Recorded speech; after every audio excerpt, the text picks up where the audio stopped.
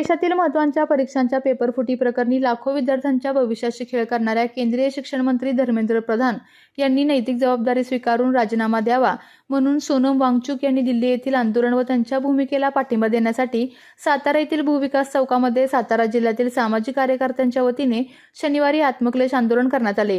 यावेळी सोनम वांगचुक यांना पाठिंबा देत दिल्ली पोलिसांनी त्यांना जबरदस्तीने रुग्णालयात दाखल केले।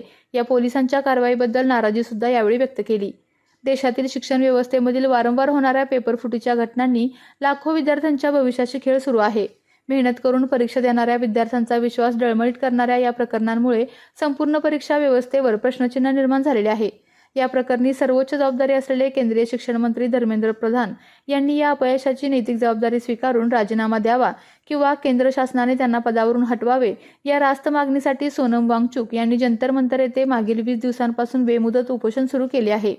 सोनम वांगचुक यांच्या धाडसी व प्रामाणिक आवाजाला बळ देण्यासाठी सातारा जिल्ह्यातील सामाजिक कार्यकर्ते व नागरिकांच्या तर्फे शनिवारी भूविकास चौकातील हुतात्मा स्मारकासमोर आत्मक्लेश आंदोलन केले आहे।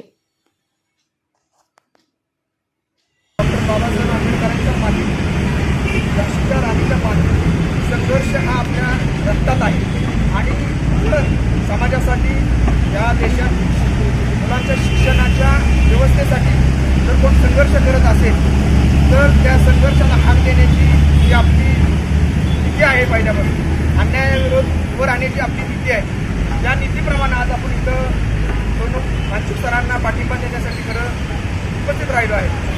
खरं तर हे आंदोलन आत्मक्लेश म्हणजे शांततेच्या मार्गाने आपण करत आहोत, कारण देशामध्ये संविधान आहे।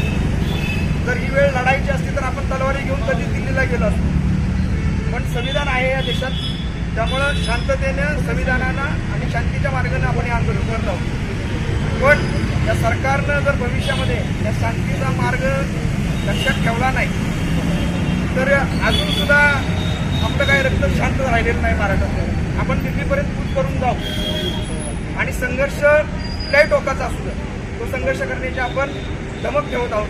हे सरकारनं लक्षात ठेवावं आणि लवकरात लवकर या सर्व विषयावर सरकारनं सोडून प्रत्यक्ष चर्चा करायला पाहिजे आणि चर्चेच्या अंती हा विषय सोडवला पाहिजे, ना की ज्या पद्धतीनं डॉक्टरांच्या वेशामध्ये पोलीस पाठवून उपचाराच्या नावाने आंदोलन चिरडण्याचा जो प्रकार आहे त्यांचा, हा प्रकार खरं तर निंदनीय आहे। त्या प्रकाराचं सुद्धा आपण आज या ठिकाणी चिंता करतोय आणि आपण सर्वजण या लढ्याला शेवटपर्यंत साथ देऊया असं मी सर्वांना आवाहन करतो। जय हिंद, जय संविधान। ज्या नीट परीक्षा रद्द करून पालकांना आणि सरकारला नुकसानीत आणलेलं आहे, त्या प्रत्येक पालकाला आणि पाल्याला 1 लाख रुपयाची नुकसान भरपाई द्यावी या माध्यमातून मी सरकारला मागणी करत आहे। आणि सरकारनं जर या बाबतीत मागणी पूर्ण केली नाही तर ज्या पद्धतीने आता उच्च न्यायालयात याचिका दाखल आहे त्या याचिकामध्ये आम्ही सातारकरांच्या वतीनं त्यामध्ये फिर्यादी होणार आहोत आणि या बाबतीत विस्तार सरकारकडे आणि उच्च न्यायालयाकडे तक्रार दाखल केलेली आहे आणि या बाबतीत पूर्ण सातारा जिल्ह्यात सुद्धा तक्रारी दाखल होतील।